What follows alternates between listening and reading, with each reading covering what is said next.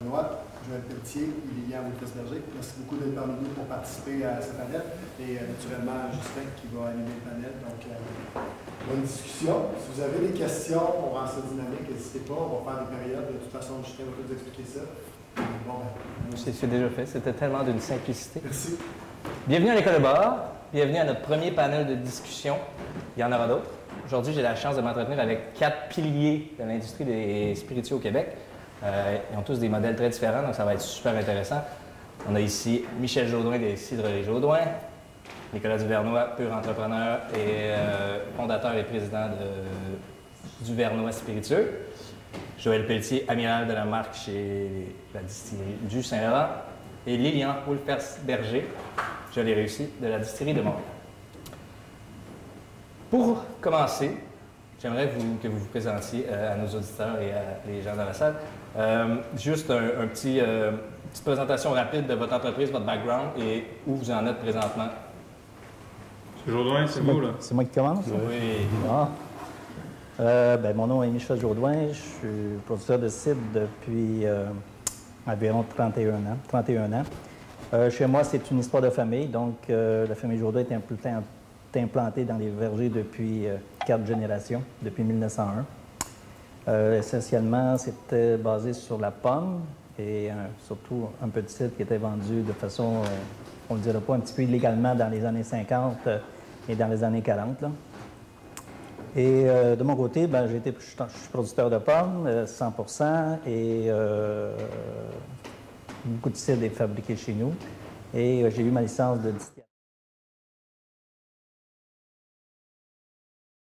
On continue à faire des spiritueux, entre autres le brandy de pommes. Étiez-vous le premier à avoir cette licence? C'était une des premières au Canada. Oh. Nicolas, j'ai fondé Pure Vodka en 2006. Ça a été bien complexe, fait qu'on a vendu notre première bouteille en janvier 2010. Ça a pris 4 ans pour financer le tout. Et ensuite, ça a été quand même assez rapide comme croissance. On a lancé quelques années après, il y a 3 ans, un gin qui s'appelle Romeo Gin. Et ensuite, on a lancé une série de canettes prêtes à boire. Aujourd'hui, on se retrouve dans 11 pays. On fait à peu près 50% de nos ventes au Québec et le reste dans les autres pays. On est une belle équipe. On travaille en collaboration avec M. Jaudoin depuis le tout premier jour. Et c'est la seule personne qui a cru en moi, donc je suis attaché à lui. C'est ça. Aujourd'hui, on se réveille. On est pas mal dans une situation assez... je me sens comme un adolescent parce qu'on est, en guillemets, le plus grand des plus petits puis le plus petit des plus grands. Donc, c'est comme les bras trop grands, les pantalons trop courts et on essaie de courir plus vite le plus vite qu'on peut parce qu'en affaires, c'est pas les plus grands qui mangent les plus petits, c'est les plus rapides qui mangent les plus lents. Donc, voilà. Merci.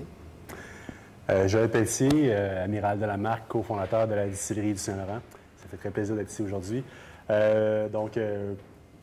a une distillerie à Rimouski qu'on a démarré avant d'avoir un permis. En fait, on était dans un sous-sol. Donc, mon associé Jean-François n'a jamais distillé légalement dans un sous-sol, officiellement.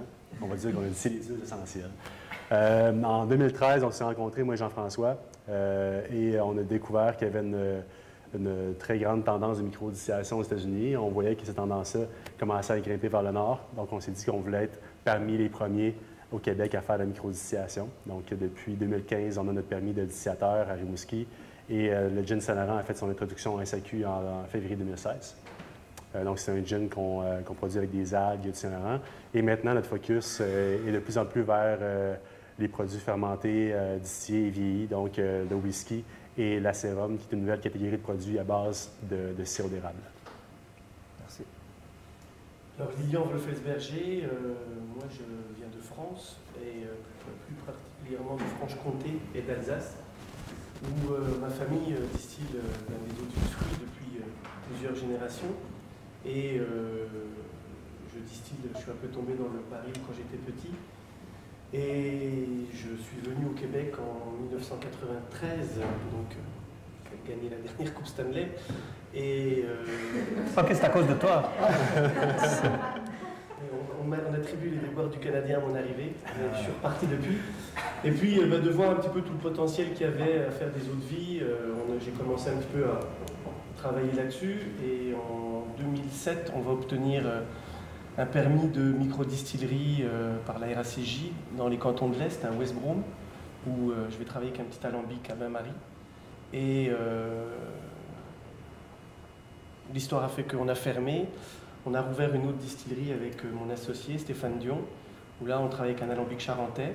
Et le savoir-faire que j'ai pu acquérir des 25 dernières années, où je distille à mon nom depuis 25 ans, m'a permis de pouvoir travailler avec les produits du Québec, donc notamment de la prune, la pomme, la poire, et aussi la canneberge, le cantalou. Donc on a fait toute cette gamme-là d'eau de vie de fruits. Et actuellement, on travaille avec Martin Picard, où on a fait les gins du pied de cochon. Et on travaille aussi la mélasse, où on fait des rhums. On ne travaille qu'avec de la fermentation. Donc, sauf pour les gins, où c'est une macération, puisqu'on part avec une base. Mais où tout est distillé sur charentais 2 fois. Et on fait donc les gins du pied de cochon. Et là, on a sorti un rhum épicé, qui est le rhum Rosemont épicé. On a sorti un rhum blanc, qui est aussi le rhum Rosemont blanc. Et on vient de sortir un pastis. Et actuellement, on travaille sur l'érable avec Martin Picard, où on essaie de faire un 100% érable avec le tonneau en érable, l'eau de vie d'érable distillée sur charentais. Donc voilà un petit peu d'où on provient.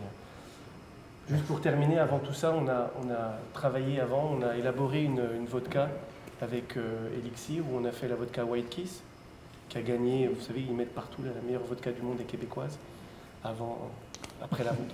Moi, je savais depuis 2006, là, mais ça va rappeler du temps. Et on est aussi à la base du rhum Sainte-Marie, qu'on ne produit plus, qu'on a cédé. J'avais remarqué qu'il avait changé de couleur récemment. Oui, exactement. Vous avez vraiment tous des modèles très différents puis des différents produits, mais je me demandais justement à long terme, là, ici on a parlé de whisky brièvement, mais c'est quoi les projets à long terme au niveau du développement de produits, etc. Qu'est-ce qui s'en vient? Qu'est-ce qui s'en vient? Là, toujours avec la pomme, j'imagine. Oui, c'est ça, parce que je suis toujours dans la pomme, toujours. Évidemment, on a un projet de faire une autre vie de pomme qu'on a déjà produit au début en 99, qui était vendu à la SAQ. La tendance n'était pas vraiment là, mais maintenant, je crois qu'on est rendu là et c'est quelque chose qui s'en vient chez nous. J'ai remarqué un engouement pour les cidres un petit peu plus fermiers. Et les cidres... Alors ça, je n'ai pas encore traversé la frontière des cidres fermiers. Non? Oui, il y a beaucoup de spécificité dans ces produits-là. Hein? C'est vrai, mais il y a quand même une petite niche de hipster. Oui, exact. Je pense qu'il y a un marché pour ça. Et effectivement, c'est quelque chose aussi qu'on est en train de travailler à développer. Je crois que c'est pas mal fini actuellement. Okay. Est-ce qu'il y a également des collaborations, des trucs que vous envisagez faire dans les années qui s'en viennent? Des collaborations, tu veux dire dans le sens... Avec, comme le, par exemple... Non, ça s'arrête là. On en a amplement comme ça. Il me tient occupé. Nicolas, à moyen et long terme... Bien, c'est sûr que là, on vient de lancer 2 nouvelles canettes. Donc ça nous prend beaucoup de temps. Nous, on a beaucoup de défis positifs, mais dans l'internationalisation, on a énormément de demandes de différents pays, donc on doit tout analyser ça et choisir les bons pays, les bons marchés dans les bons pays. Ça demande beaucoup plus de travail qu'on pense. Ensuite, c'est sûr, on a lancé une série qui s'appelle Pure Vodka, série autographe. La première édition, on l'a lancée avec M. Jourdouin, où on s'associe toujours avec un producteur qu'on adore d'un produit X. On a pris les pommes Geneva de M. Jourdouin. Et on va continuer encore. En novembre, on lance la 2e série. Et puis ça va être les nouveaux produits. Moi, je ne suis pas un boulimique de produits là, qui lance les produits après produits après produits. Tous nos produits fonctionnent extrêmement bien, donc je préfère travailler avec ces produits-là plutôt que toujours être on est toujours en recherche et développement, mais de toujours lancer des produits, c'est un peu épuisant. Là. Surtout de changer de catégorie de produits. J'ai une vodka, j'ai un gin, tout décline de ça. Et la déclinaison de faire un à boire avec. Oui, exactement. Puis le tonic, c'est un gin tonic? Oui. On a développé notre propre tonic. Okay. On a essayé de travailler avec des producteurs de tonic québécois, mais pour le reste, on est de très loin le plus gros producteur de tonic québécois à cause du tonic qu'on développe dans nos canettes. Et ça ne pouvait pas suivre, là, malheureusement. Des fois, on ne peut pas... les volumes qu'on avait besoin étaient beaucoup trop importants. Donc, on a développé un tonic à fleur de sureau à la mandarine que tout le monde nous demande de vendre, mais non, je ne vais jamais vendre de tonic. On fait des spiritueux. Mais quoi que j'ai vendu des jeux de société, peut-être un jour, là, mais non, on reste dans les spiritueux. Puis les prêts à boire, est-ce que c'est disponible juste en SAQ ou si on peut trouver ça? C'est juste à SAQ et dans quelques autres marchés. On a un gros problème de croissance extrême avec les prêts à boire. Au niveau de la législation, c'est légal de vendre ça dans une épicerie, par exemple? Non. Les épiceries, c'est juste du malt, à base de malt. Ah oui. Nous, c'est vraiment notre vrai gin, notre vrai vodka dans les canettes. Énormément de... Écoute, on en vend vraiment beaucoup, donc c'est très difficile à suivre la cadence. On s'est équipé énormément, là, parce que nous, on produit chez Michel Jourdain. On s'est équipé dernièrement avec énormément de nouveaux équipements. Et même là, c'est complexe, donc on va se calmer un peu avec les canettes ces temps-ci, parce que je ne veux pas lancer un produit, puis après, il est disponible nulle part. Ça devient un défi de sortir des produits comme ça toutes les 2 semaines ou appliquer tout. C'est sûr. Surtout comme la bière, parce que la bière, c'est quand même relativement facile à faire. Mais que ce soit des spiritueux ou dans les produits qu'on a actuellement, ça demande beaucoup de temps. Chez nous, sortir un produit, c'est une grosse année complète. Est-ce que ça va se conserver? Est-ce que les arômes, le goût qu'on veut avoir va se conserver? J'aime bien vendre une bouteille, mais j'aime bien quand les gens la rachètent. On mémorise le goût. Et même si ça fait 3 ans, tu vas te souvenir du goût. Donc, c'est important que le consommateur qui vient nous voir, il va retrouver le même produit 5 ans après. Là. Quand on parle de stabilité des produits, c'est exactement ça. Est-ce que plus on monte en alcool, plus c'est stable? Oui, c'est stable, mais il y a quand même un travail à faire en arrière. Comme chez nous, c'est vieilli en fût. Chaque berry va avoir ses caractéristiques, son caractère. Ils sont tous un petit peu différents. Et c'est au moment de l'assemblage qu'on va avec les témoins pour voir si on est correct ou pas correct. Okay. Mais à tous les ans, les barils sont ouverts et puis on connaît les caractéristiques de chaque baril. C'est plus facile après quand on fait les assemblages. Toute une personnalité, j'imagine. Voilà. Toi, à long terme, Joël? Bien, notre vision de développement de produits est le suivant. On essaie de développer des produits qui, dans les grandes catégories de spiritueux, avec des ingrédients du Québec, puis à arriver avec quelque chose de vraiment distinctif, de vraiment différent. On a commencé avec un gin parce que c'est le premier produit, le premier levier, comme plusieurs microdistilleries, pour accéder à d'autres des revenus, en fait, pour aller vers d'autres productions. Donc, la voie des algues, c'était une façon de nous distinguer au côté du gustatif, au côté de l'histoire aussi. Donc, on va continuer comme ça avec un autre gin qui s'en vient dans quelques semaines, quelques mois en SAQ. Mais l'avenir, pour nous, c'est vraiment le whisky et la sérum, 2 produits auxquels on croit beaucoup. Pourquoi le whisky au Québec? On est une terre de céréales avant tout. Il y a de la pomme aussi, mais on est aussi une terre de céréales. Surtout dans notre région, la pomme ne pousse pas très bien. Donc, le seigle, par contre, et l'orge poussent très bien. Le Bas-Saint-Laurent, c'est le plus grand producteur d'orge au Québec. Il pousse 50 000 tonnes d'orge par année. Principalement, ça s'en va vers pour nourrir du bétail ou pour d'autres utilisations. Nous, on pense qu'on peut arriver à faire une valeur ajoutée avec cette orge-là. Le seigle aussi pousse très bien. Donc, tous nos nouveaux whiskies, on utilise seulement du grain québécois. Le maïs vient de la région de la Montérégie, mais autrement, tout vient du Bas-Saint-Laurent, du seigle du Kamouraska, de l'orge de Cabano, qui est malté par Malte Bois Cabano. Donc, on essaie d'avoir un circuit d'approvisionnement le plus court possible. On fait maintenant des ententes directement avec les producteurs pour avoir notre grain. Puis, on travaille depuis quelques années avec d'autres producteurs au Québec pour développer une nouvelle appellation, qui est la sérum. La sérum, en une phrase, c'est de dire que le cognac, les Français ont le cognac, les Écossais ont le Scotch whisky, les Italiens ont la grappa, il y a le mezcal au Mexique, il y a le pisco au Pérou. Maintenant, le Québec sont spiritueux en tant que tel. Donc, on a travaillé avec la distillerie Shefford et de Menaceur qui font de la fermentation d'érable, qui sont les pionniers en fermentation d'érable au Québec. Et on a travaillé avec un cahier des charges pour regrouper les producteurs québécois autour d'une appellation qui va devenir un outil marketing pour faire la promotion de ce produit-là. Donc, depuis 1 an, on produit ce produit-là, on le fait lire en baril et on va le mettre en marché dès cet automne, une première version de 1 an. Donc, dès qu'un producteur a envie de produire quelque chose qui ne rentre pas dans une catégorie comme le whisky, la vodka, le gin, on doit bâtir quelque chose, le déposer à la SAQ pour leur dire développer une nouvelle catégorie de produits comme vous avez fait avec la Céline? Non, c'est vraiment juste c'est un questionnement de producteur qu'on avait. Si je peux peut-être prendre même que Michel va pouvoir racheter là-dessus. Michel a développé le Calijo il y a plusieurs années, si vous étiez en France, monsieur Jourdain, peut-être que vous pourriez appeler votre produit Calvados, mais par contre, ici, on ne peut pas. Parce que c'est une appellation d'origine contrôlée. Donc, c'est un peu toujours le problème d'arriver avec un nouveau produit qui n'a pas d'appellation. Donc, qu'est-ce qui s'est passé avec le. Ah, ben, j'ai eu une poursuite. Parce que ça se rapprochait trop de Calvados. Puis, je ne me suis pas battu dans ce dossier-là. Ça ne valait pas la peine. Donc, qu'est-ce qui s'est passé de changer de nom? Donc, il faudrait appeler ça, il faudrait trouver un nom original. Mais quand tu es tout seul, au début, c'est pas facile de trouver quelque chose qui va être rassembleur. Maintenant, il y en a peut-être, probablement, actuellement, il y en a qui en font. Fait que c'est peut-être un jour qu'on trouvera quelque chose d'intéressant, une appellation pour, au lieu d'appeler ça brandy, qui est un nom générique. C'est comme le cognac, c'est comme l'armagnac, c'est comme beaucoup de produits qui... OK. Peut-être qu'un jour, il va jouer sa propre appellation. On ne sait jamais. À long terme, objectif? À long terme, nous aussi, on est sur l'érable. Mais moi, je me démarque complètement. On en a parlé un peu d'avoir une appellation assez rhum. Parce que justement, je viens de France et j'ai pas le goût d'avoir un cahier des charges. Et puis, on ne travaille pas du tout Il y en a beaucoup. Ouais, c'est ça. On ne travaille pas du tout de la même manière. On a eu la discussion, à savoir, par exemple, est-ce qu'on fait 2 fermentations, est-ce qu'on fait 2 distillations.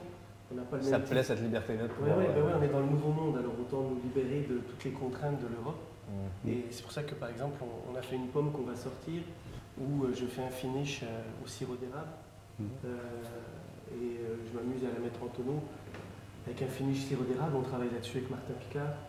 Et nous, c'est ça. Moi, je crois beaucoup dans le rhum épicé parce qu'on travaille beaucoup sur les rhums. J'ai une grande passion maintenant à distiller la mélasse.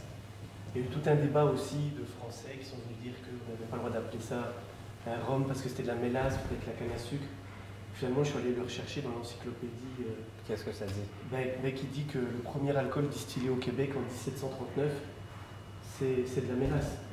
Donc, parce qu'il y a un embargo, puis on envoie de la mélasse à Québec, puis les colons qui sont ici distillent un rhum. Et donc, si on regarde bien, il n'y avait pas encore toutes les distilleries en Martinique ou en Guadeloupe. Donc, on a toute la légitimité d'appeler notre rhum avec de la mélasse. Donc ça, c'est des débats qui sont très très franco-français. Où ils aiment bien savoir si c'est la flûte ou la coupe pour boire le champagne.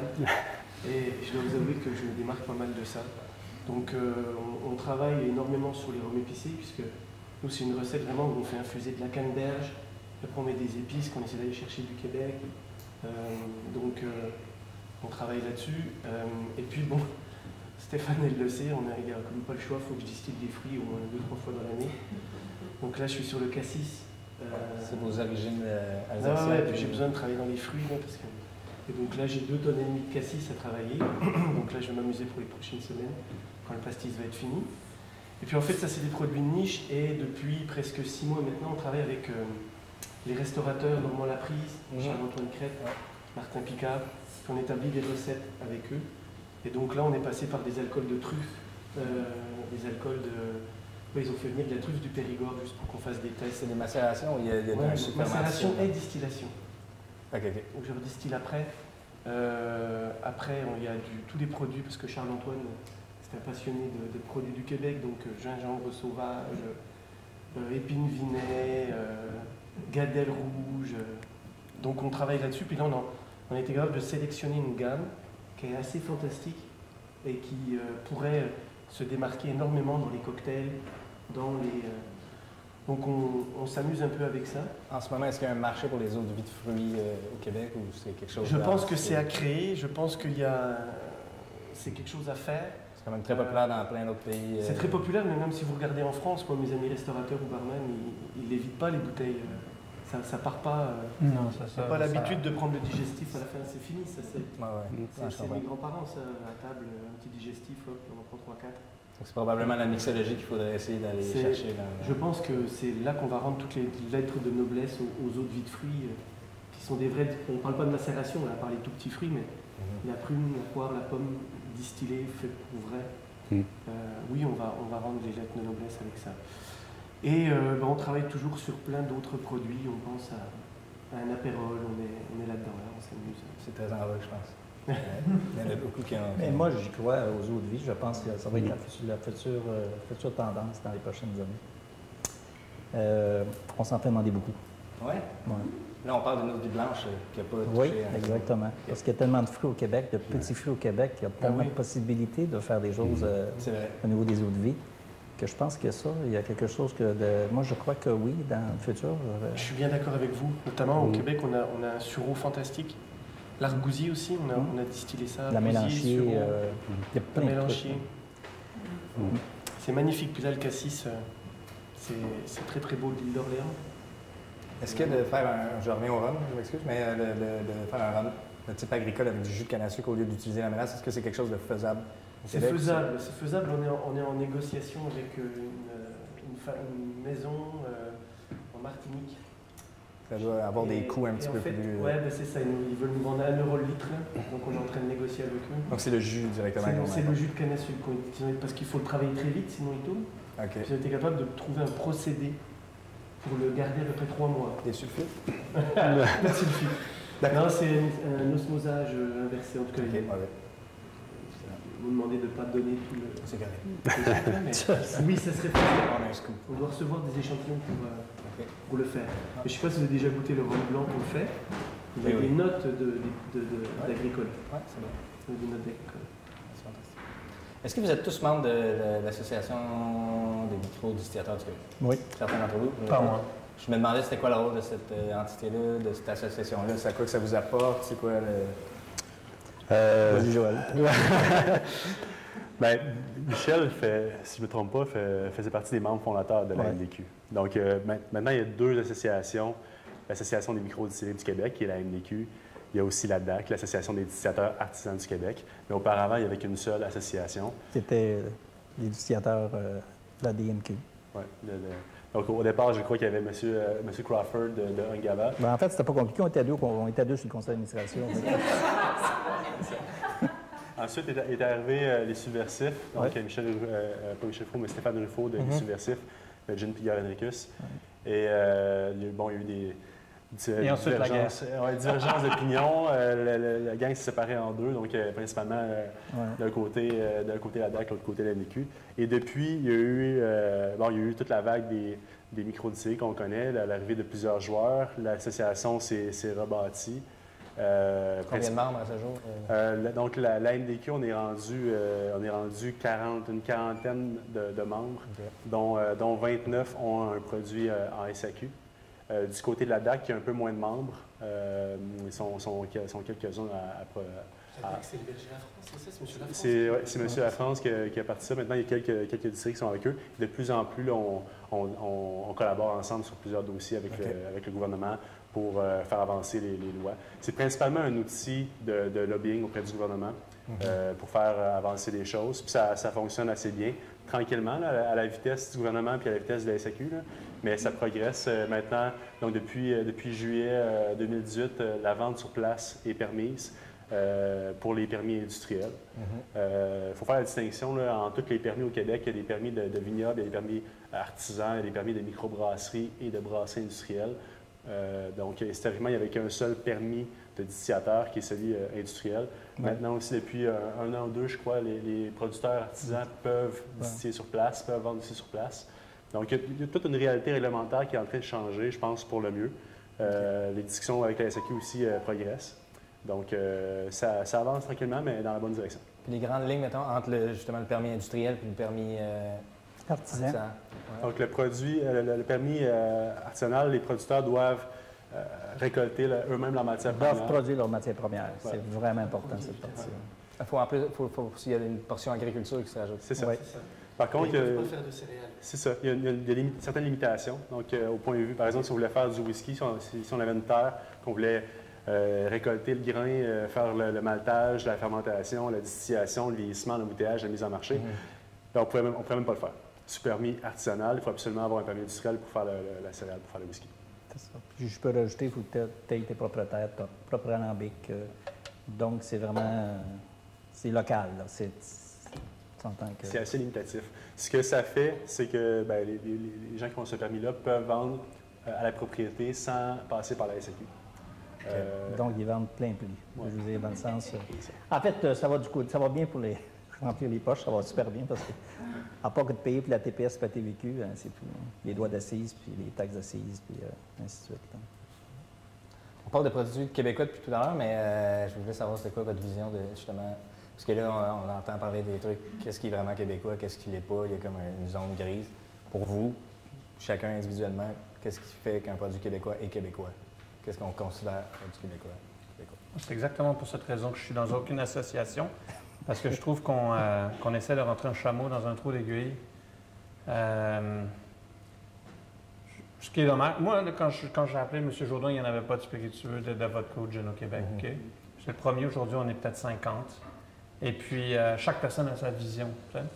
Je trouve ça très dommage parce que je sens que l'industrie est en train de faire ce que le cidre de glace a fait. Donc, les deux géants se sont battus, puis les deux géants n'existent plus. Très intelligent comme stratégie.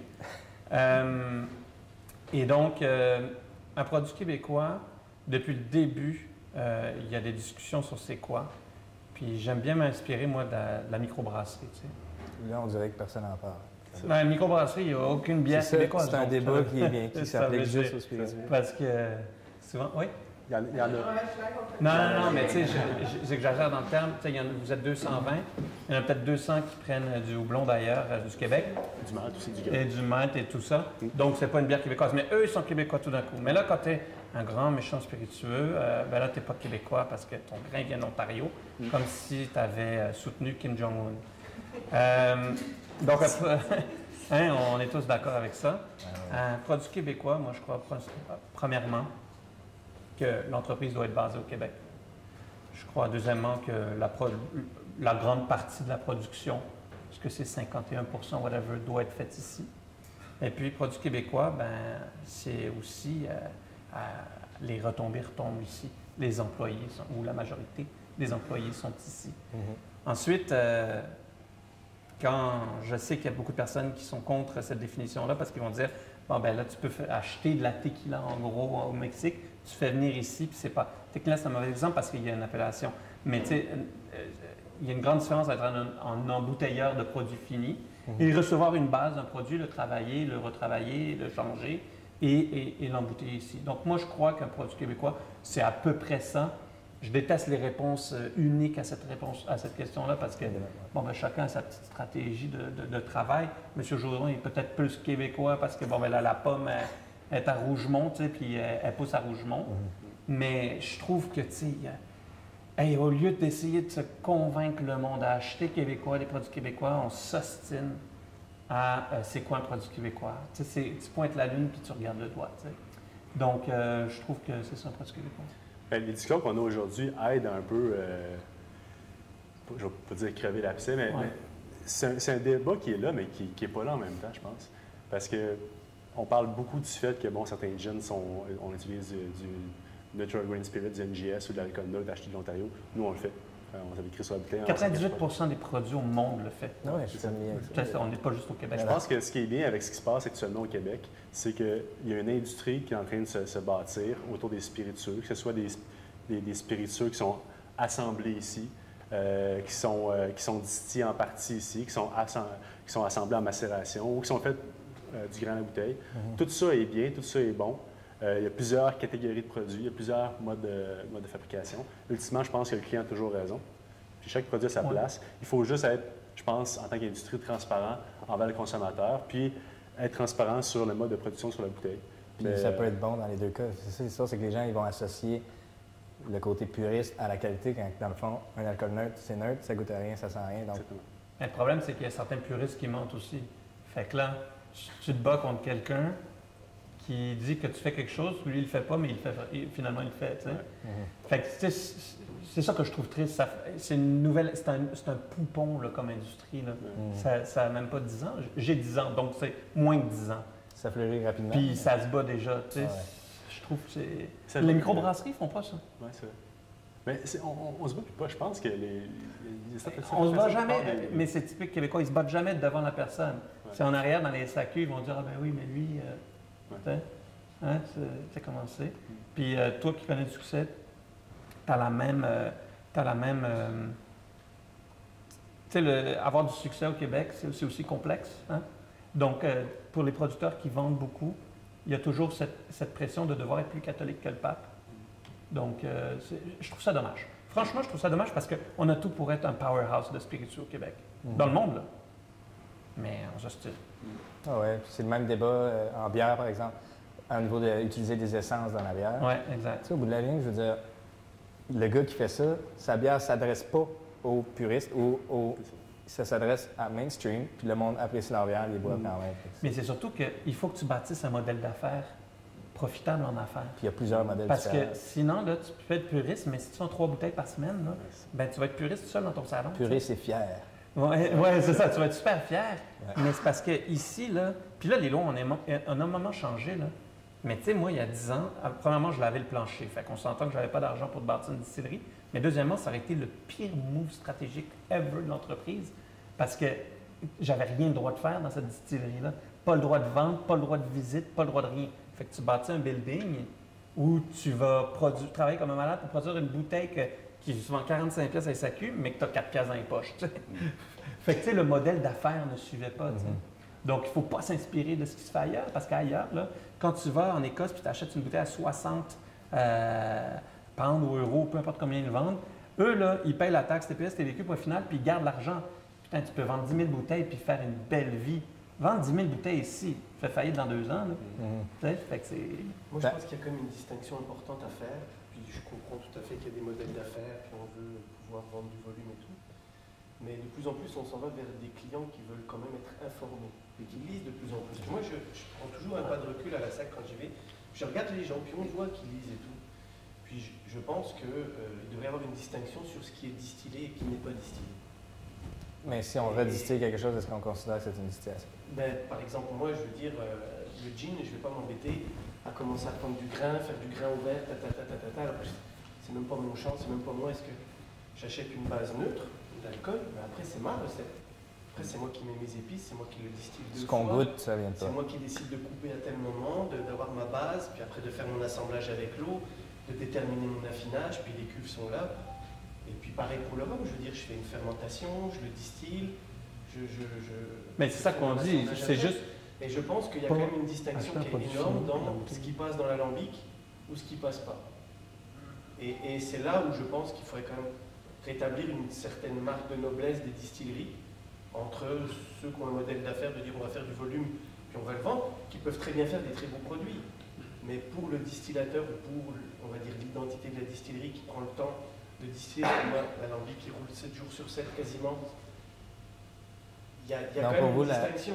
Parce qu'on n'est pas capable de sortir la même production que quelqu'un qui n'a pas à distiller, qui fait juste un assemblage, qui met en bouteille, puis c'est fait. Donc, considérer que le problème, c'est plutôt que les Québécois seraient plus ou moins, pas éduqués, mais informés par rapport à la provenance de la matière. C'est difficile de bien éduquer le Québécois là-dessus parce qu'il n'y a pas de je crois que le consommateur s'en fout, là, entre toi et moi. Là. La plupart, oui. Moi, le monde mange au McDo, lui, il se demande pas ce qu'il y a là-dedans. Tu as raison que la plupart des consommateurs... Ça dépend, ça dépend quel type de bouteille on vend. Mais moi, oui, non, je te parle en général. En général.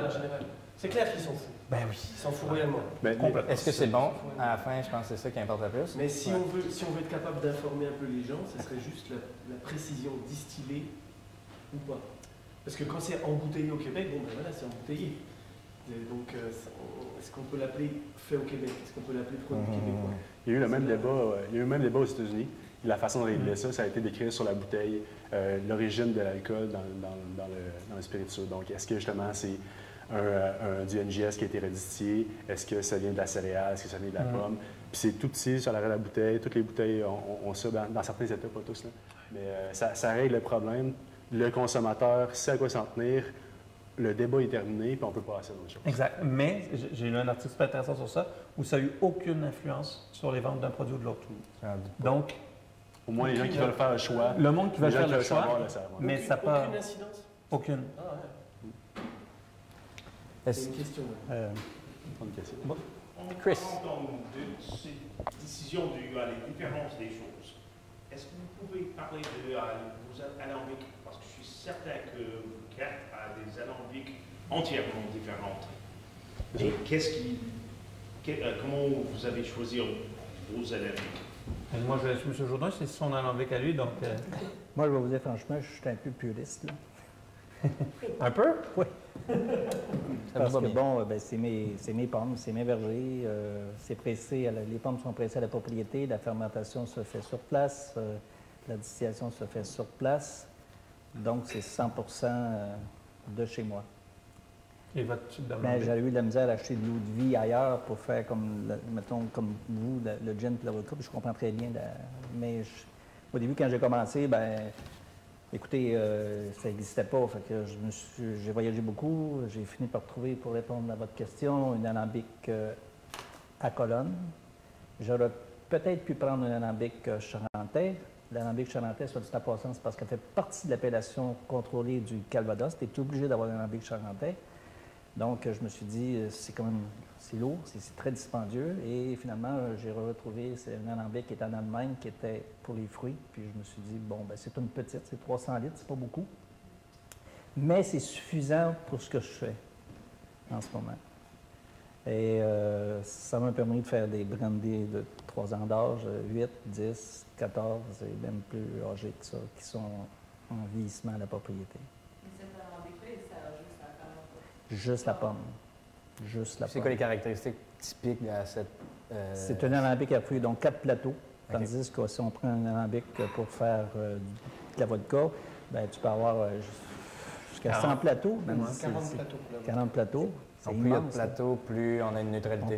Oui, pour la concentrer, pour avoir un taux d'alcool plus élevé. OK. Mais C'est on vraiment- s'approche de quelque chose de plutôt neutre. C'est pas si très... Bien, nous, on reçoit juste l'alcool de base. Donc, c'est un alcool que tous les producteurs achètent, ou presque tous. Là. Et ensuite, ben, on fait la recette. On fait la Franchement, recette. tout dépendant du produit, ben, il y a une recette à suivre. Non. Non. Non plus. Puis la recette, vous en parlez pas, j'imagine. Là, Ben, la recette, c'est nos ingrédients. C'est sûr, c'est une recette qui est pas secrète. On sait c'est quoi. Pardon, on sait ce qui est... Tu sais, dans le gin, il y a du concombre, de la lavande, de la menthe, de l'amande, du citron. La vodka, c'est de l'alcool puis de l'eau de source. Mais on travaille quand même le produit, même si c'est juste un assemblage. Mais, tu sais, il y a le côté... comment je pourrais On dire? va juste finir là. On va juste présenter nos alambics Ah. pour répondre à monsieur. Puis... Ah, OK, ouais, je te reviens. Il y a le côté romantique, puis il y a le côté... En tout cas, parle de ton alambic, là. Puis, Non, on a 3 alambics à la distillerie du Saint-Laurent. quand même, hein? Ouais. On a commencé avec un tout petit alambic pour faire le gin. Maintenant, on a un plus gros alambic de 1000 litres. On utilise une base d'alcool neutre de maïs.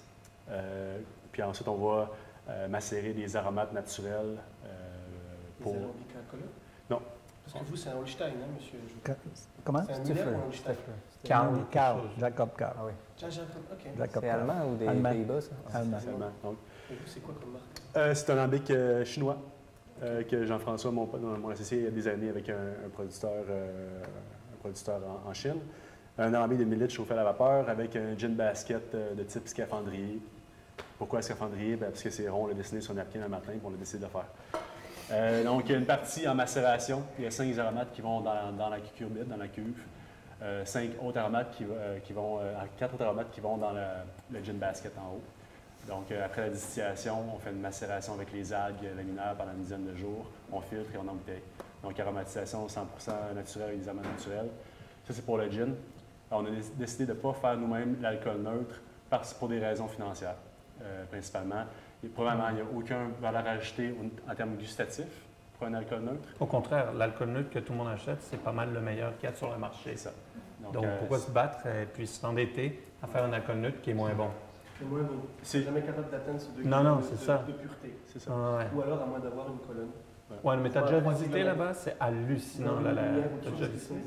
C'est fou. C'est énorme. C'est énorme. Donc, pour des raisons financières, pour des raisons de goût aussi, en fait, on a décidé, au lieu de faire nous-mêmes notre alcool neutre avec le grain, on a décidé de faire du whisky. Puis maintenant, bon, on est une des plus grosses distilleries artisanales de whisky au Québec. Donc ça, c'est pour le gin. Pour le whisky, on a un alambic canadien, Specific Mechanical, un pot style tout en cuivre de 2000 litres, de type écossais. On fait nous-mêmes la fermentation, le handling du grain. On va crocher le grain, on va faire le mashing, la fermentation sur place. On fait 2 distillations. On fait 3 types de whisky. On fait un type bourbon, donc maïs, seigle et orge. On fait du rye, 80% de seigle, 20% d'orge malté. Et on fait un single malt. On va fumer une partie du grain avec du bois d'érable dans un trailer, dans un fumoir à poisson. Donc, avec ou sans le on poisson? fume nous-mêmes le grain. Donc, on prend le malt, on le met dans la distillerie, puis on le fume, on le mâche, on le distille. Donc, ça, c'est notre... On fait les tests en ce moment. On a fait du single malt pas fumé, on en a fait du 12 25 50 75 On met ça en baril, 9 usagers, on laisse s'étaler, puis on voit qu'est-ce que ça donne. Jusqu'à maintenant, est-ce que 100 c'est quelque chose d'envisageable ou ça, on s'en est plus dans des... En ce moment, 75 fumé, c'est très fumé. C'est très fumé. C'est un phénol, donc les molécules de fumée qui sont très différentes de ce que les Écossais font avec la tourbe. C'est vraiment différent comme goût, c'est beaucoup moins terreux. On est plus sur le côté qu'on connaît du saumon fumé, du poisson fumé. Donc ça, c'est nos whiskies. On utilise le même alambic de 2000 litres pour faire la sérum. Donc la sérum, on utilise du sirop d'érable qu'on va réduire avec de l'eau avant la fermentation. On fermente sur place, on fait 2 distillations sur place aussi. On fait vieillir en fût de chêne. Et on a un 3e alambic qu'on vient d'ajouter, un 50 litres vacuum en verre. Donc on commence à faire la distillation à froid. Ce que ça permet de faire en alambic sous vide, c'est que l'alcool éthylique bouille à environ 78 degrés Celsius. En enlevant l'air d'un alambic, on vient réduire de beaucoup la température d'ébullition de l'éthanol, ce qui fait en sorte que certaines herbes, certains agrumes, par exemple, on peut distiller à une température pièce. On garde toutes les propriétés, la fraîcheur, des arômes, tout ça. Donc, on est en train de développer des produits avec cet alambic-là. Parle de ton alambic. Oui, alors nous, on est avec un alambic charentais, en fait, un alambic Chalvignac. Chalvignac, c'est dans la région de Charente, ceux qui font Rémy Martin, Annecy, Grand Marnier. Je peux vous présenter M. Jourdain. Comment? C'est une blague alors que M. Jourdain veut un alambic Charentais. Il va lui prêter. Présenter. Donc, on travaille avec un alambic charentais. Donc, la particularité de l'alambic charentais, c'est qu'on doit toujours faire 2 distillations. Il est à feu nu. Et donc la flamme est sur la cuve de chauffe. Et on distille une première fois, on va extraire ce qu'on appelle les brouillis. Puis on repasse après les brouillis, où là on va extraire le cœur de chauffe. C'était la première fois que Chalvignac, qui normalement c'est vraiment dans la région, on dit qu'il n'y a pas de bon cognac sans Chalvignac, vendait un alambic en Amérique du Nord. Et je leur ai demandé plein de modifications, ce qui les a rendus un petit peu dingues au début. Que pour eux, c'est pour faire du cognac ou quelques fruits. Et là, je leur ai demandé un panier qui rentre dedans, je leur ai demandé un brasseur, je leur ai demandé... Donc il n'y a pas tout ça sur les alambics charentais, parce qu'ils n'ont pas le droit, selon les règles, ils doivent faire... Et on a demandé 2 chapiteaux différents, un le classique pour le cognacais et un autre, un pot still, avec un hublot aussi. Et pour pouvoir accrocher le panier dedans quand on fait les jeans. Et puis, on a un autre alambic à bain-marie, 120 litres, un classique à petit plateau, sur lequel j'ai appris à distiller avec mon grand-père, que j'ai fait venir, qui lui est super pour toutes les petites productions de sureau, argousier, cantalou et tout ça. Et on fait venir un 3e alambic qui va être 5 fois plus gros que celui qu'on a, et qui arrive dans 7 mois maintenant à peu près. C'est comme un bébé, ça. On a le compte à rebours qui arrive et lui on a demandé des modifications. Je voulais un peu m'amuser, donc on a demandé une colonne de rectification. J'ai fait modifier 2 chapiteaux. Je veux une petite colonne armagnacaise aussi. Donc on les a un peu mis au défi, c'est parce que Chalvignac ils font tout à la main. Donc ils ont tout la partie de cuivre où il y a l'éterneur qui tape. Et c'est tout fait 100% en cuivre, donc l'alambic est de A à Z, tout du cuivre, même la cuve de refroidissement.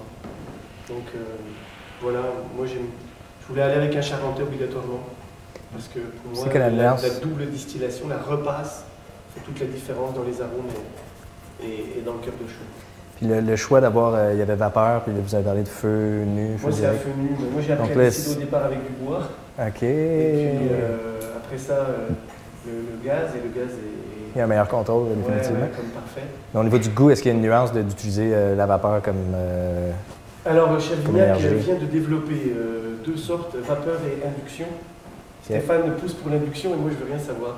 Je suis conservateur là-dessus.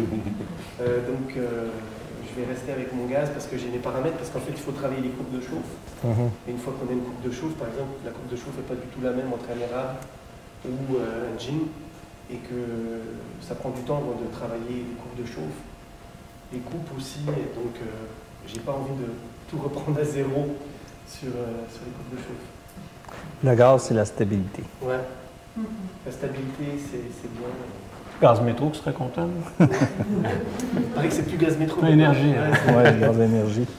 et donc voilà, le Charentais, c'est pour moi quelque chose qui a fait ses preuves. Très cool. Et il y en a un nouveau qui arrive aux îles de la Madeleine, les vergers pomellois. On va acheter un Charentais. On parle de gin. C'était quoi? Oui, C'est ça, le je suis en train de me romantisme. dire, il y a comme 30 secondes, je suis comme, de quoi on parlait? Romantisme c'est- et autre chose. Ah ouais, mais pourquoi je parlais de ça? C'était quoi ta question encore? Pour savoir ce qui passe dans la langue. L'assemblage, de travailler le Neutral Grain Spirit. Ah ouais, c'est ça. Puis comme quoi c'était un avantage. Comme quoi c'était un avantage parce que la base qu'on reçoit est d'une qualité vraiment exceptionnelle. On a fait des tests avec M. Jaudoin, puis il n'y a rien qui bat ça. Donc, c'est vraiment une... tu sais, je comprends le monde qui veut le faire du grain à bouteille, mais d'un côté financier, surtout dans la réalité là, dans laquelle on vit, tu sais, si on faisait 40$ par bouteille, C'est ça la moi, différence. je vais t'acheter des terrains. Là. surtout Mais là, les quand tu fais investissements. 4$, tu n'en achètes pas de terrain. C'est Puis, les marges qu'on fait. Si on repart du modèle américain, puis plusieurs producteurs québécois se sont basés sur ce modèle-là, à tort, parce que c'est pas le modèle dans lequel on vit. Le modèle américain, dans plusieurs États, bon, les gens peuvent vendre sur place à une très grande majoration. Donc, ils peuvent vivre sur des très petits volumes. Donc là, ça fait du sens de faire soi-même, ça va être le cas du grain, le gin aussi. Tu le vends sur place. Puis je serais le premier à faire ça si les majorations nous le permettaient. Mais c'est pas le cas. Donc, à tout le monde son choix, puis bravo à ceux qui le font. Il y en a plusieurs qui font du grain à bouteille, puis chapeau, puis Bonne chance. Puis, Ouais, c'est ça, non, bonne chance. mais c'est pas facile pour eux. tu sais. En tant que. Parce que vous êtes le nouveau président de l'association. C'est mon associé Jean-François Coussier qui est là depuis un an, c'est son deuxième mandat. Donc, est-ce que. Je veux dire, c'est au gouvernement, finalement, de changer le modèle. C'est ça, c'est une réalité gouvernementale avec laquelle on vit. Là, ça a progressé quand même dans les dernières années, mais est-ce que ça va continuer de progresser à l'avantage du distilleur? Je pense que il y a plusieurs choses. Les spiritueux, c'est payant pour l'État. C'est payant comme bon, la cigarette, comme les jeux. Ça, c'est une réalité. C'est un fait que c'est payant pour eux. Ils récoltent beaucoup de bénéfices. En fait, collectivement, on récolte beaucoup de bénéfices. C'est le produit le plus rentable à la SAQ, c'est un spiritueux québécois.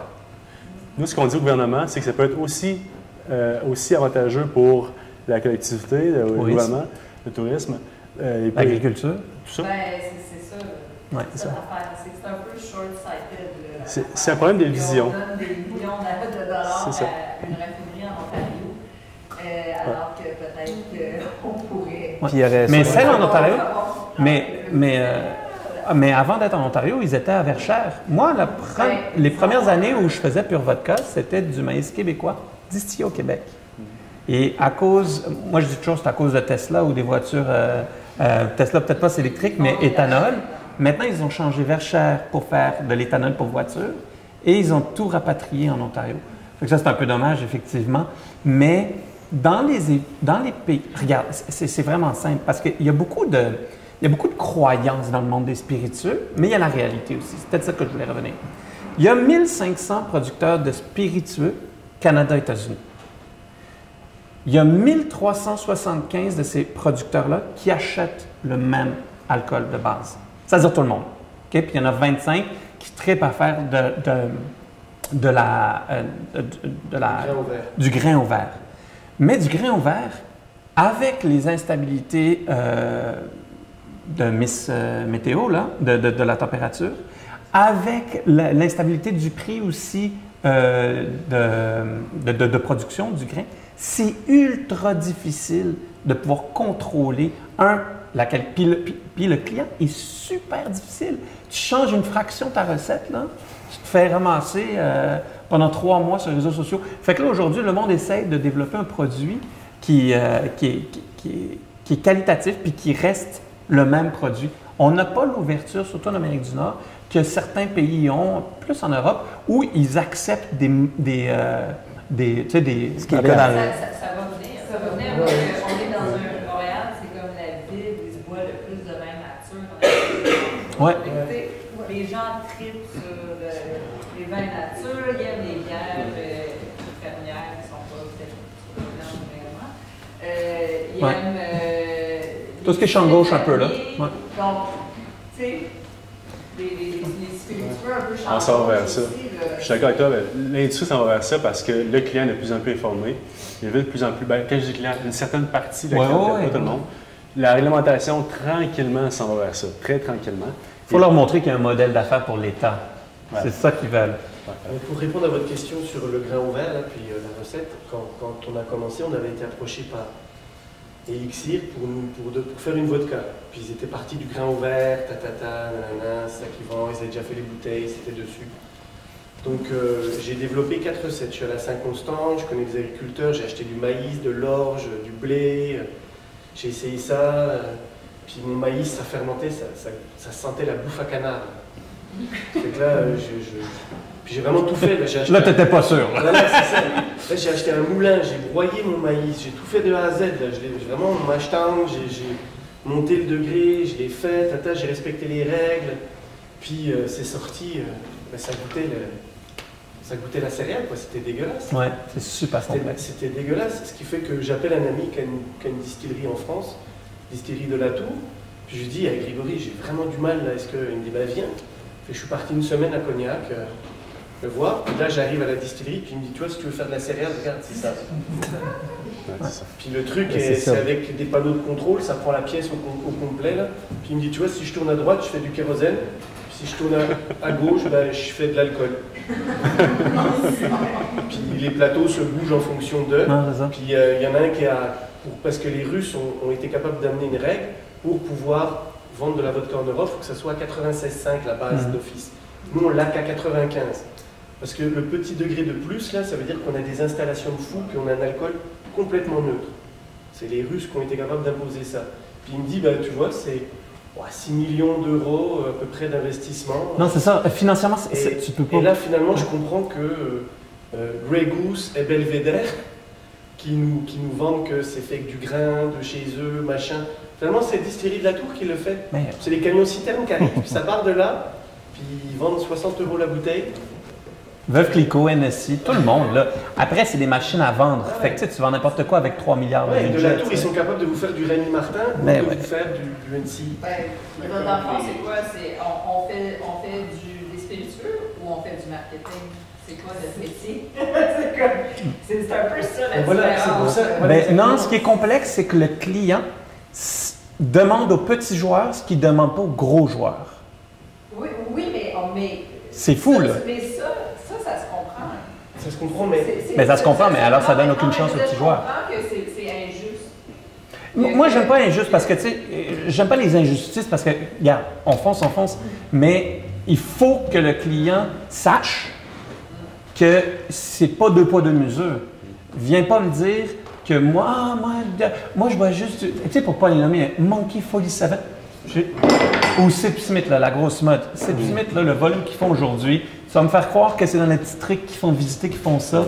Hey, allô, c'est fait dans un truc gros comme Costco. Puis l'importance de la transparence. Exactement. Ouais. Je veux dire, la transparence, c'est le défi, en fait. C'est la clé. C'est le défi de notre jeune industrie d'être.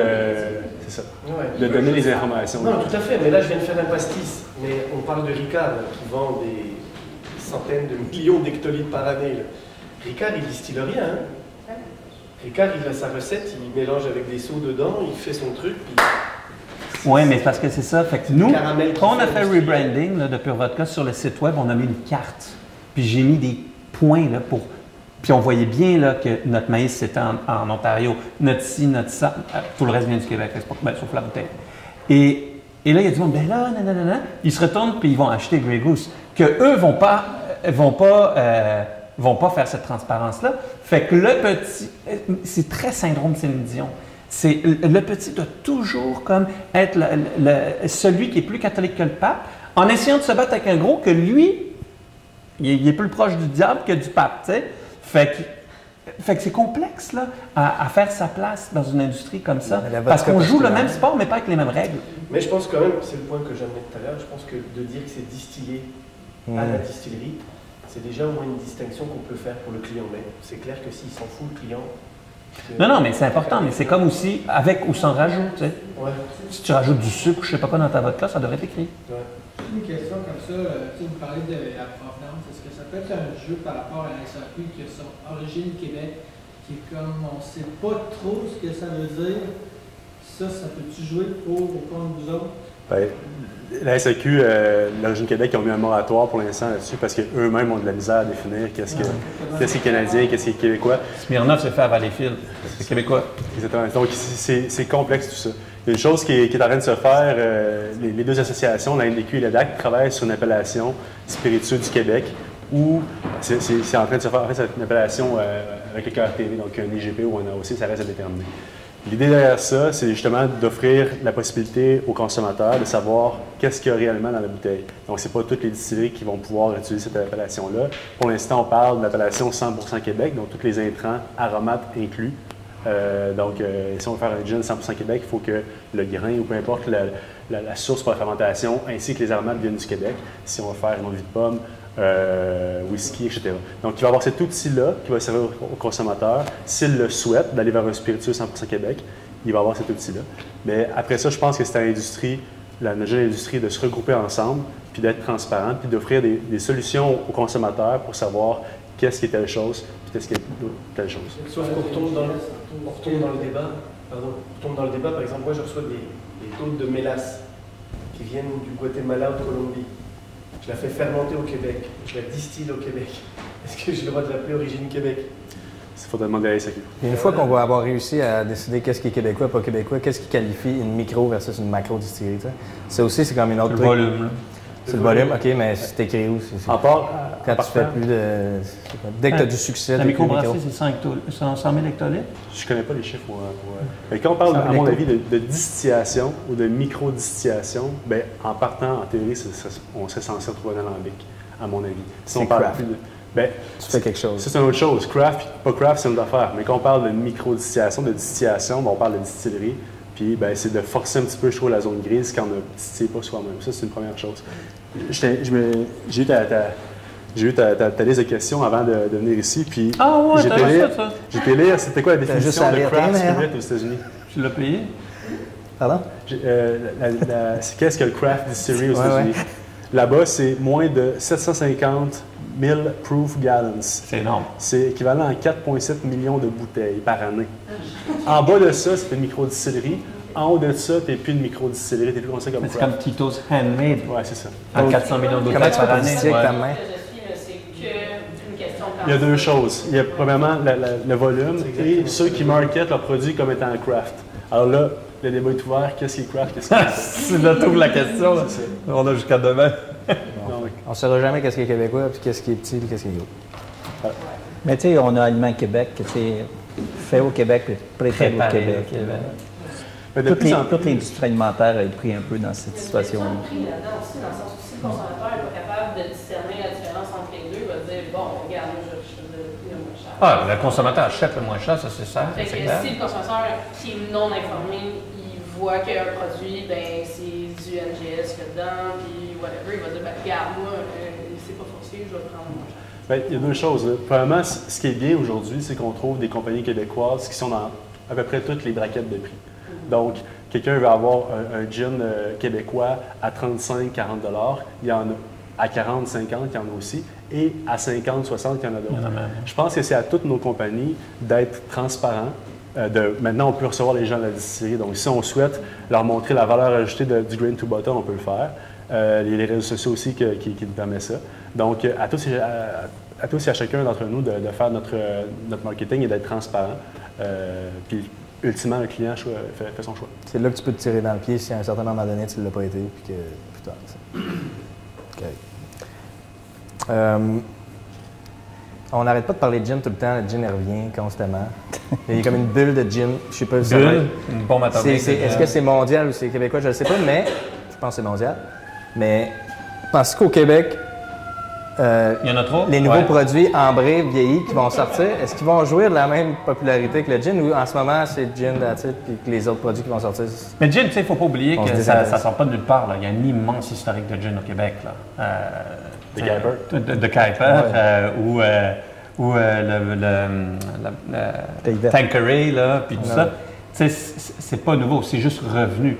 Mais c'est sûr que c'est intense. Là. Nous, au bureau, sans blague, on fait une blague tous les matins, puis on dit, bon, ben, c'est quoi le nouveau gin de la journée? C'est comme un McFlurry là, chez McDo, là, c'est fou à quel point il y en a, et c'est fou à quel point il y en a qui vendent.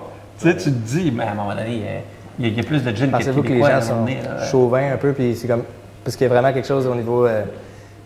les gens du Saguenay vont beaucoup consommer du kilomètre 12, puis les gens de... oui, il y a plusieurs produits qui vendent partout. Okay. Est-ce que c'est juste qu'on est chauvin et qu'on est fiers de notre région? Ben, je crois que oui, ça aide. Radoun en Gaspésie, c'est le fun, mais le problème, c'est qu'il y en a un qui ouvre à Gaspé. Fait que là, ils vont être. Ça se dilue aussi. C'est ça qui est le danger quand tu. Le Martin Picard se vend partout. Partout à Cabane à travers le Québec. Ah oui, c'est vrai, à SAQ, maintenant. Ben, le gin est. Tendance. De par le fait qu'il ne doit pas être vieilli, c'est certain que c'est beaucoup plus facile à la porte d'entrée pour une nouvelle distillerie. Il y a une. Tu sais, les modes, ça part puis ça revient. Il y a la vodka. Moi, quand j'ai lancé, c'était la vodka. C'était la folie furieuse. Il n'y avait aucune vodka québécoise. Là, on n'est pas beaucoup. Mais le gin, par exemple, le monde a compris le message. Hein? Ça. Puis Ungava et Pure Vodka ont démontré qu'on pouvait faire des brands de spiritueux au Québec. Puis ça a un peu ouvert la porte à ça. La mixologie aussi, on est à Made with Love ici. La mixologie, c'est en grande partie ce qui fait en sorte qu'il y a un retour vers les spiritueux. C'est des grandes tendances de consommation. Les gens consomment moins en volume, mais plus en qualité. Donc, le buvez moins, buvez mieux est clairement là. Dans toutes les catégories, vin, bière et spiritueux, c'est là, c'est présent.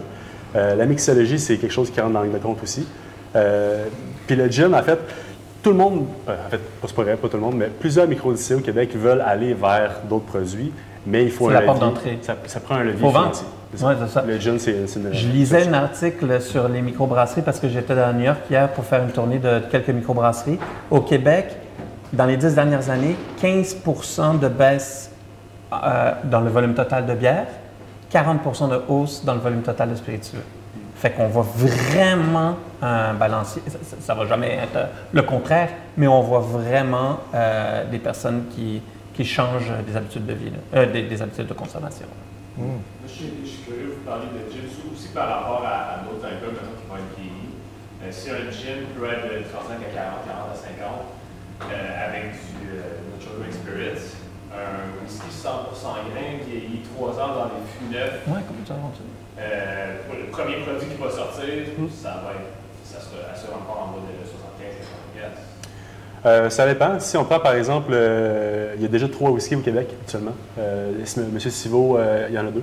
Il y a un rye puis il y a un single malt. Il y a une série 1769 aussi qui ont un whisky de 3 ans et c'est pas des prix qui sont exorbitants.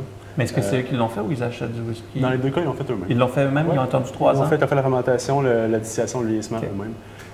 Dans notre cas, on fait 3 types de whisky, comme j'ai expliqué tantôt. Le coût du maïs, c'est moins que le coût d'un single malt qui est fait dans la région. Donc, les prix vont tourner autour de 60-65 $ pour un whisky de 3 ans de maïs de type Bourbon.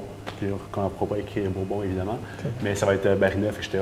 Donc, on a une bonne production, on a des très hauts yields en fermentation, on a des très bons taux de conversion aussi en alcool au niveau de la distillation.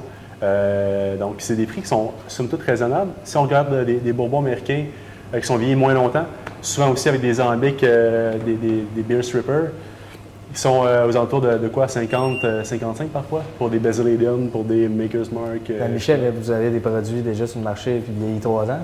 Ouais. Est-ce que vous sentez que les gens ont comment dire? Moi, ce que je m'aperçois, c'est que les gens veulent vivre l'expérience avec des plus âgés aussi.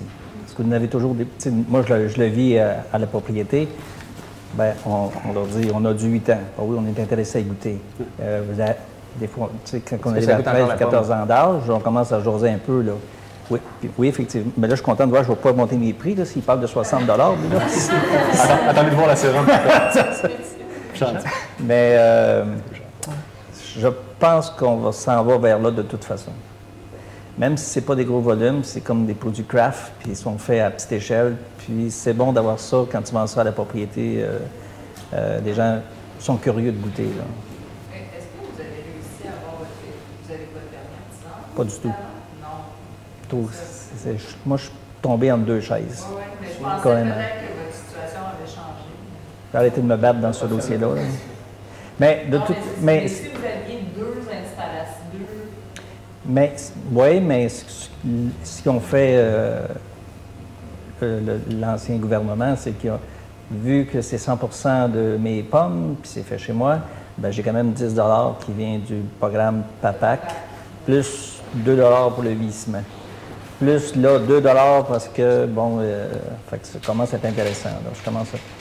Et puis, je crois que les spiritueux, à la vente de la propriété, ça va être l'année, touristiquement parlant, il va y avoir du touriste tantôt là, qui va faire le tour. Là. Beaucoup. Fait que je pense que... OK, c'est pas tout le monde qui peut s'improviser du jour au lendemain à la vente de la propriété, mais je pense que dans le futur, ceux qui vont aller de l'avant, il y a de l'avenir là-dedans. Là. Il y a de l'avenir là-dedans. Il peut y avoir des produits un peu plus de masse qui vont aller du côté de la SAQ. Je ne pense pas qu'il va y avoir une congestion à un moment donné à la SAQ. Il ne peut pas tout prendre des produits qui rentrent là. C'est impossible. Il n'y aura plus de place. Il pourrait y avoir la route des distilleries comme il y a là-bas. Bien, exactement. Enfin, je pense que l'avenir va aussi passer pour certains au niveau touristique, vendre à la propriété où la valeur ajoutée est plus importante. Là. Oui, ils peuvent venir en vélo. Puis à ce moment-ci, est-ce que vous trouvez que vous avez le soutien justement de la SAQ? Oui. Oui. Big time. Puis lorsque ça sera vraiment saturé, ce qui est quand même... Parce que c'est pas la SAQ qui décide, c'est la régie des alcools. La SAQ, c'est des exécutants. Là. Oui, mais je veux dire qu'ils vous donnent une visibilité. Non, je sais, mais magasin, tout le monde gueule même... contre la SAQ, là, mais eux, ils font ce qu'on leur dit de faire. Là, c'est la RACJ qui est complexe. Là. Puis il y a un pourcentage qui est très précis de... On veut 10 % de produits québécois dans chaque SAQ. Ben là, ils acceptent tout le monde, fait que je crois que c'est bar open. Là. Ouais, mais ultimement, il va falloir qu'il... Je sais même pas, puis là, je ne sais même pas si la SAQ vraiment... dans son mandat, c'est pas clairement indiqué qu'elle doit faire la promotion des produits québécois. Eux, leur seul mandat, c'est de générer des revenus pour l'actionnaire, qui est le gouvernement du Québec. En ce moment, il y a un intérêt pour les produits québécois. Et donc, comme ils sont tendance, si ce sont les gins qui sont tendance, ils vont vendre du gin. Si dans 5 ans, ça prend un autre virage, faites-vous en pas, ils vont aller dans ce virage-là, puis ils vont diminuer la balance. C'est comme ça que ça fonctionne. Mais ça porte justement le gin, c'est une catégorie que les gens connaissent, que les gens achètent. Alors, c'est un peu ça qui nuit à la créativité, je trouve, au Québec, dans l'industrie québécoise, c'est que moi, j'aimerais ça, j'aime ça les autres vies. Mais c'est une très jeune industrie, là, on commence. Là. Moi-même, j'essaie de faire ma part. J'écris des articles sur les autres vies. Ouais. Je suis comme, c'est bon, hey, le monde, c'est bon, les autres vies. C'est succulent, mais le gros c'est succulent. On est d'accord. Est-ce que c'est un produit de consommation courante, par exemple? Non, il y a pas. C'est ça le problème, c'est que c'est succulent, là. Mais c'est que tu fais 4 $, puis tu en vends 1000 bouteilles. 4000 $, l'impôt te passe dessus. Finalement, j'ai bien l'impression, comme disait M. Jourdain, que les autres vies vont revenir en force quand les gens vont écœurer du sucre et du cocktail. Non, ou à la propriété. Il y aura un business à la propriété. Mais le côté très sucré, là, à un moment donné, je pense que c'est ça qui va... Mais depuis la Deuxième Guerre mondiale, le sucre dominant, tu sais, avant que ça change, c'est une drogue. Avant que ça change, là... Mais je pense aussi que les modes dans le cocktail aussi, ça change, puis ça revient. Puis il va nous vendre ça, des cocktails à l'eau de vie. Bien, ce qui est intéressant de voir, c'est que les Québécois se sont intéressés aux spiritueux, beaucoup par le gin.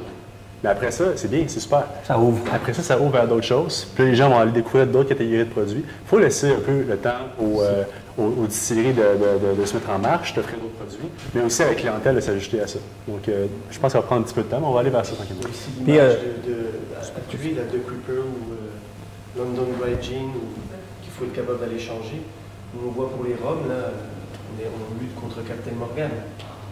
Donc, les gens ont comme l'idée d'un rhum coca obligatoire. alors qu'on n'est pas du tout là. Mais ça, c'est aussi le rôle de l'entrepreneur de faire ce qu'une clientèle veut, ou plutôt de s'assurer qu'il y a un modèle d'affaires viable sur le produit qu'il lance.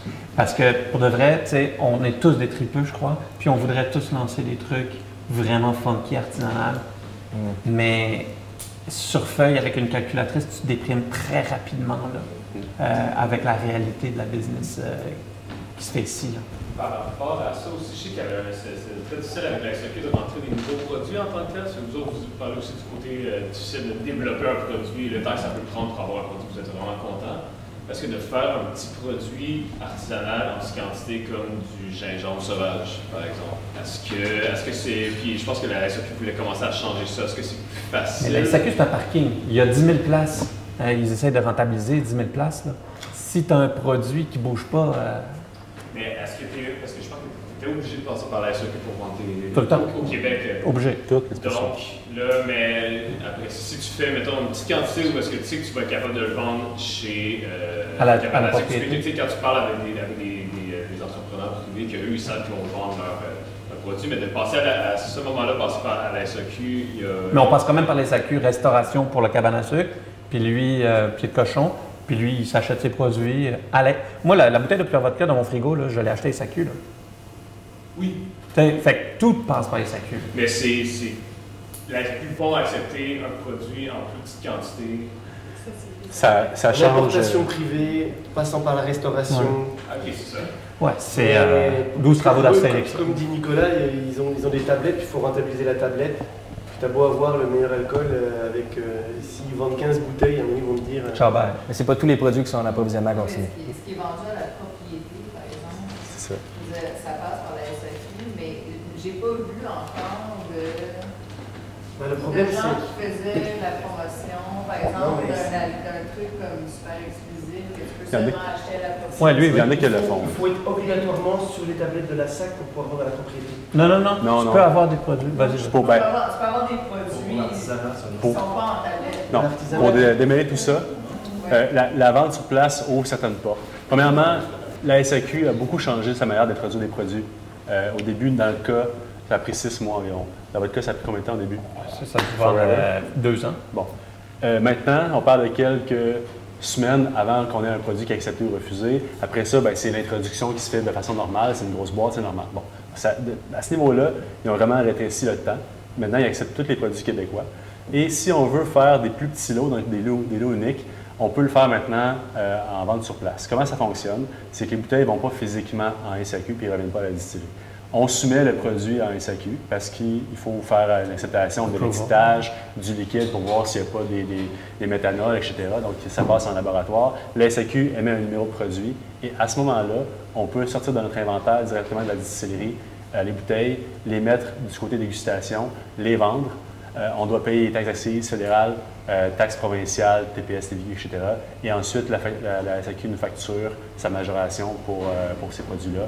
On paye à la SAQ et voilà, c'est terminé.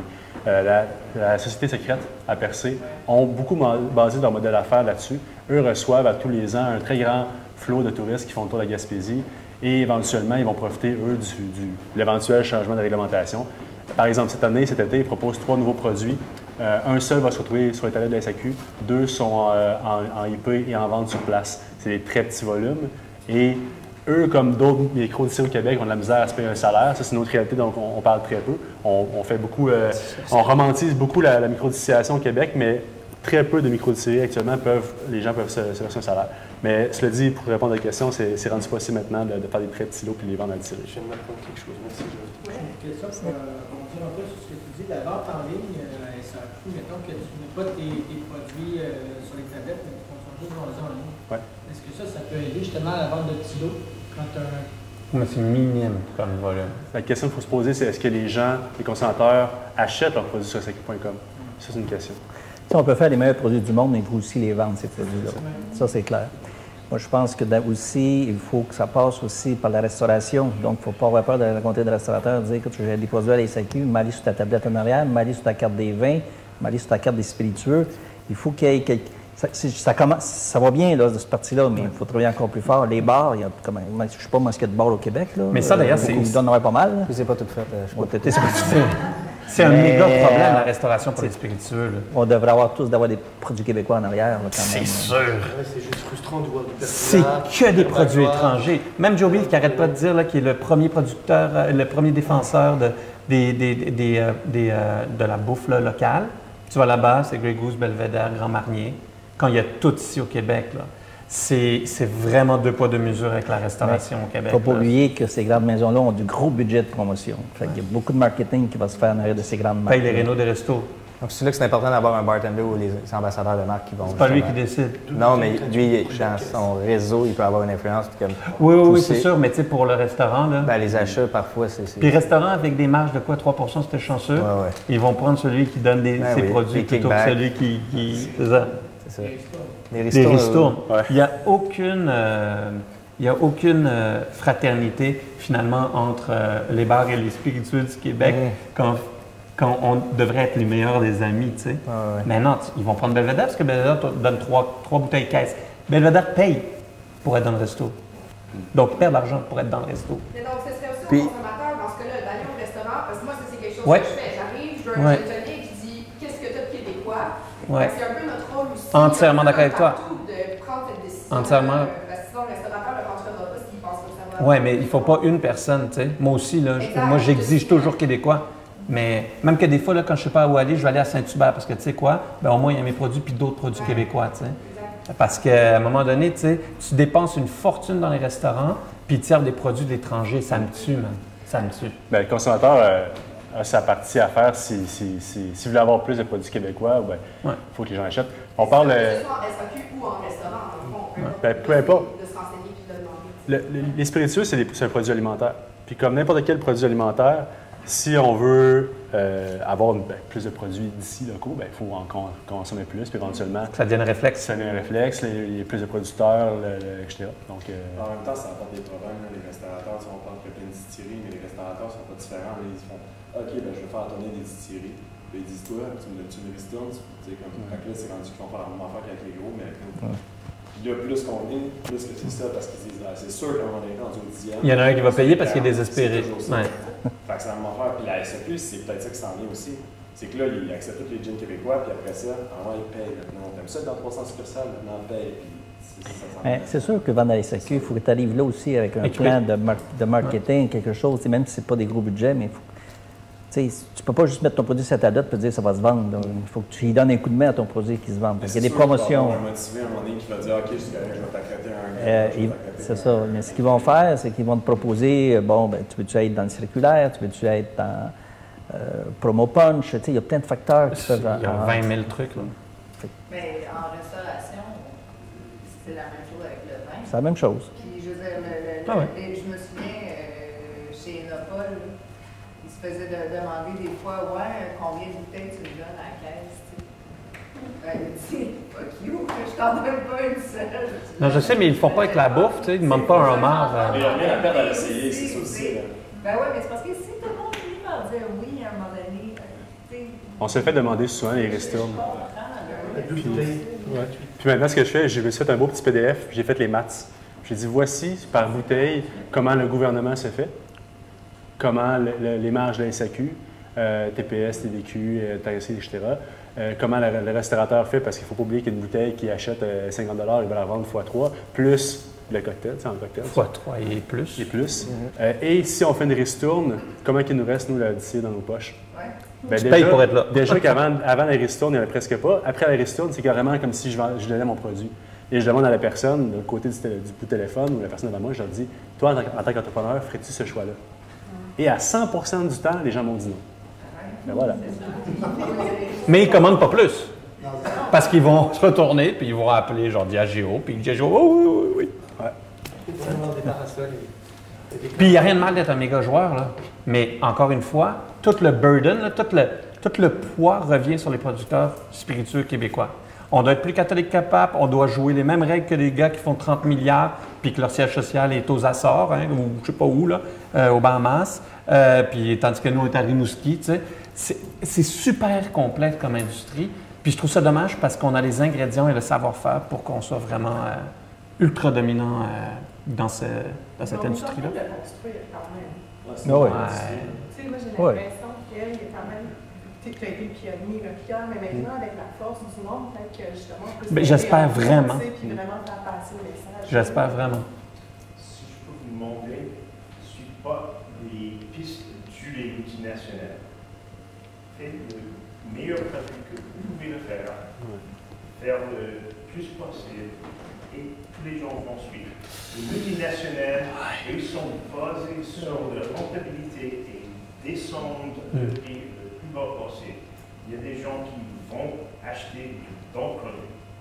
Sur Smirnoff, c'est cheap. Oui, mais ils vendent 800 millions de bouteilles. Jim Beam, c'est du cheap. Mais est-ce que vous pensez que les Québécois commencent à boire moins et mieux? J'ai l'impression. Autant et mieux. Je ne sais pas s'ils boivent moins, mais Moins, boivent bien. c'est ça. Pour être honnête, moi, parce que je suis enseignant aussi à la base, là. Souvent les étudiants ne savent pas du tout que j'ai ce métier-là aussi. Et dans les soirées où ils achètent que du québécois. Ouais. Ils achètent que du québécois. J'ai remarqué ça aussi. Je leur demande comme ça en disant, puis il y en a un qui a vu qu'il y avait ma signature dessus, puis avec ce nom de famille-là, c'est sûr, c'est toi. et ils achètent que Saint-Laurent, pour eux, c'est important. Donc, les 18-24, là, ils sont vraiment conscientisés pour dire on achète local. Puis plus on va acheter québécois, plus on va pouvoir baisser nos prix. Puis moi, on va te faire dire, bien là, oui, mais lorsque j'achète Tanqueray, c'est 20$. Un, ça goûte 20$, puis deux, mais c'est parce que, tu sais, ils vendent 40 millions de bouteilles, là, tu sais. Mais c'est aussi parce que c'est vraiment beau sur notre bar. Tu sais, 18-24, on aime ça avoir un beau bar de québécois.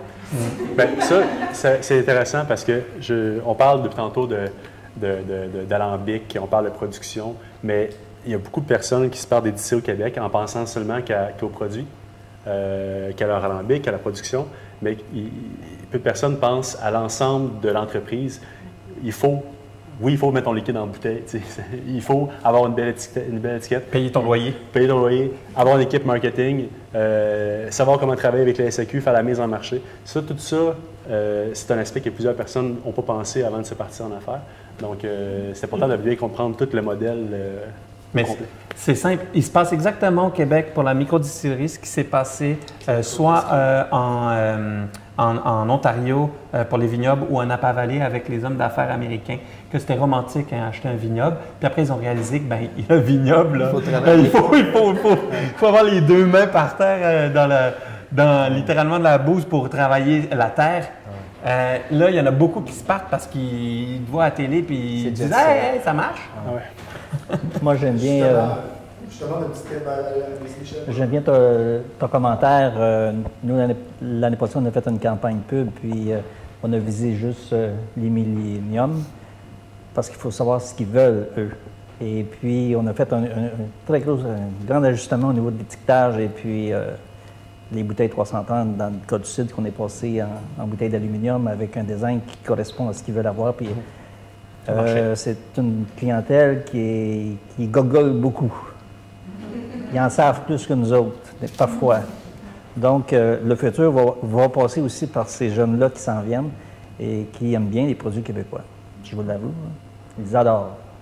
Super, excellente ouverture. Justement, on a une question sur Facebook, quelqu'un qui nous demande quel conseil vous donneriez à des nano-distillateurs, des gens qui veulent commencer à se lancer dans la distillation.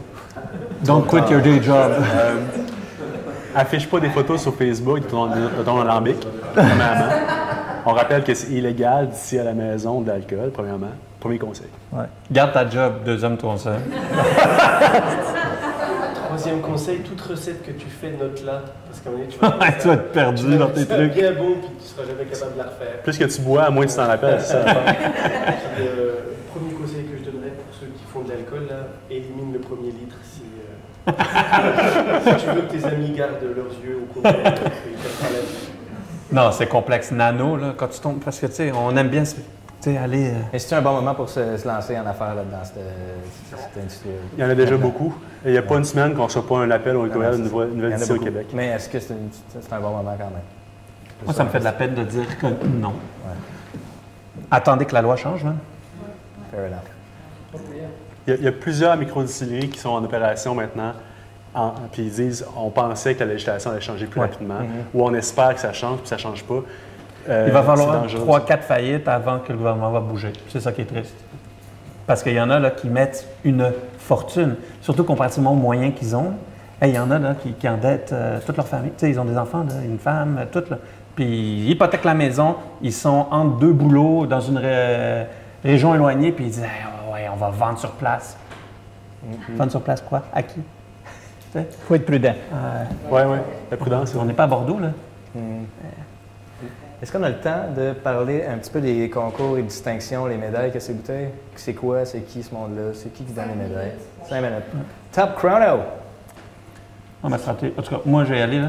Ma stratégie, ça a été, quand j'ai fait mon plan d'affaires, de participer qu'à 4 ou 5 concours par année. Okay. Et il y en a peut-être une trentaine de concours. Et j'ai essayé de regarder c'était qui les autres joueurs qui participaient.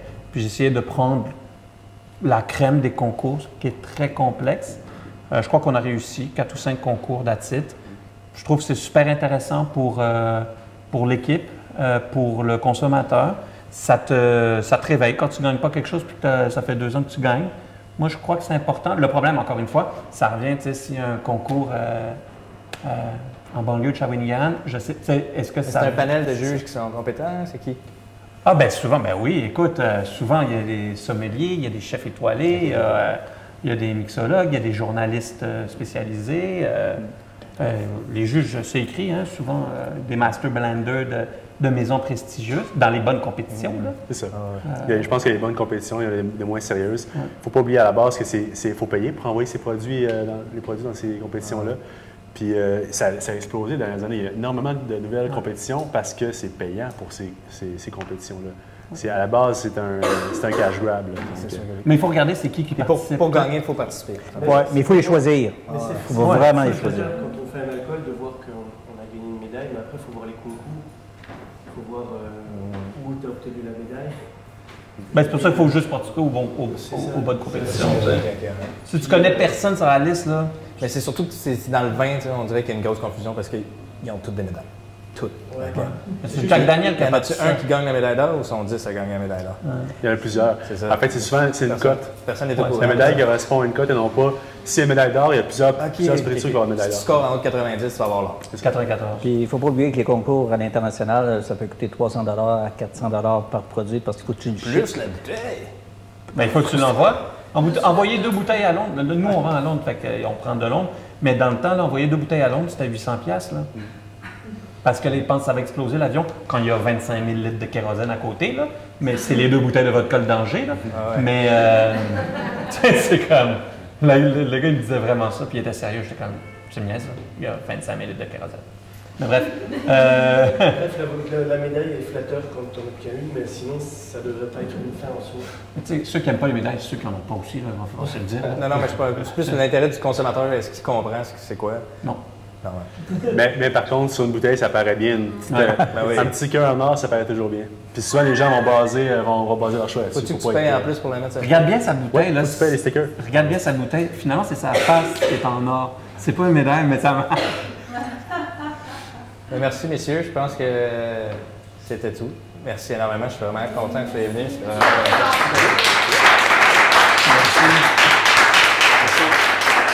Salut. Peux-tu représenter nos invités une dernière fois, s'il te plaît? Lilian Wolfersberger, berger. J'y ai dit que j'allais le massacrer. De la distillerie Montréal. Joël Pelletier, amiral de la marque à la distillerie du Saint-Laurent. Nicolas Duvernois, de Duvernois Spirits. Et Michel Jourdouin, des cidreries Jourdouin. Merci. Merci beaucoup, messieurs. Merci. Merci beaucoup,